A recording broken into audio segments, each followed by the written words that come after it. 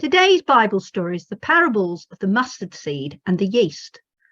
A parable is a story with a hidden meaning. Jesus often told parables to help people learn more about what God's kingdom is like and show them how they could live the best life of all. What's that, Francis John? You've been making your own ginger beer? Sounds interesting. Yes, you've mixed sugar, lemon juice and ginger and yeast and water together to make a ginger beer plant. Sounds interesting. Then you fed it more sugar and ginger each day, and then after 7 days you'll drain the ginger beer off and you'll divide up the mixture left and you'll give me half and I'll be able to make my own ginger beer. Oh, that sounds fun. I'll need to give half my plant to someone else every 7 days and they will need to do the same.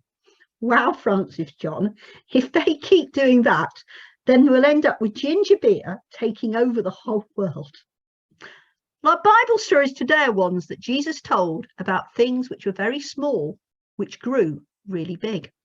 Are you ready for our stories, the parable of the mustard seed and the parable of the yeast? People love to listen to stories that Jesus told. He told stories about things that people did and things they saw. Jesus wanted people to understand that although God's kingdom was starting very small, with only a few people, it was going to grow and spread out across the whole world. So he told them these stories.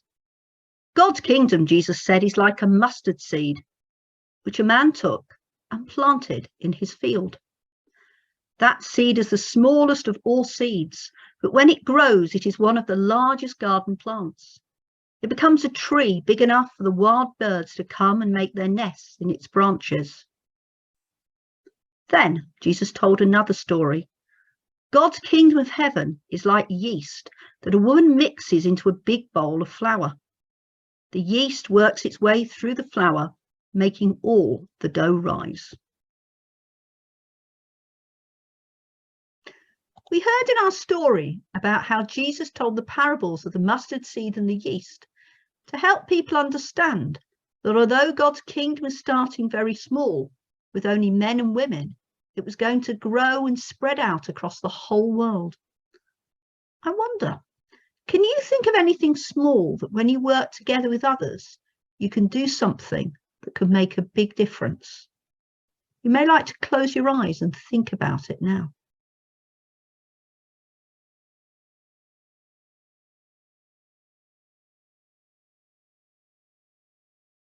I'm going to say a prayer, and if you'd like to make it your prayer too, please say amen at the end after me. Dear God, thank you that when I work with others, I can make a big difference. Amen.